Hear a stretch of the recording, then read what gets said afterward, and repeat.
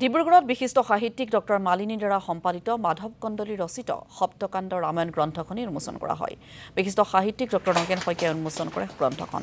সাহিত্যিকগৰাকীৰ বাসগৃহ বৰ্ণমালাত আয়োজিত গাম্ভীৰ্যপূৰ্ণ অনুষ্ঠানত উপস্থিত থাকে বিশিষ্ট অনুবাদ সাহিত্যিক দেৱী প্ৰসাদ বাগৰাদিয়া, ডক্টৰ কন্দৰ্প কুমাৰ ডেকা, ডক্টৰ কৰবী ডেকা হাজৰিকা।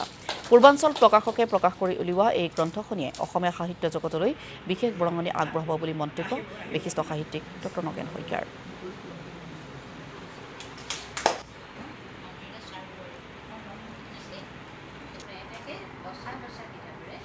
আজি আমাৰ বাবে অতি গৌৰৱৰ দিন যে ডক্টৰ নগেন শইকীয়া ছাৰৰ এই পবিত্ৰ বাসগৃহত মাধৱ কন্দলী বিৰচিত সপ্তকাণ্ড ৰামায়ণখন উন্মোচন হ'ল। তেখেতে উন্মোচন কৰিলে আৰু এয়া মোৰ সপোন আছিল। ডক্টৰ মালিনীক মই প্ৰথমতে মোৰ হিয়া ভৰা শুভেচ্ছা জনাইছোঁ। তেওঁৰ প্ৰতি এটা নতুন আস্থা মোৰ হৃদয়ত মনৰ মাজত গঢ় লৈছে। এইটো হ'ল যে তেওঁৰ কাম মই দেখি আহিছোঁ।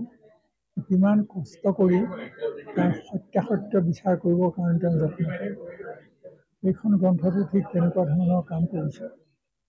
আৰু দ্বিতীয়তে মই অনুভৱ কৰিছোঁ যে আমাৰ প্ৰাচীন গ্ৰন্থবিলাক যদি আমি সঠিকভাৱে তাৰ মূল্যায়ন নকৰোঁ, তেনেহ'লে তাৰ আমাৰ অসমীয়া সাহিত্যত বন্দীখনো আধৰুৱা হৈ থাকিব যেন ভাবোঁ।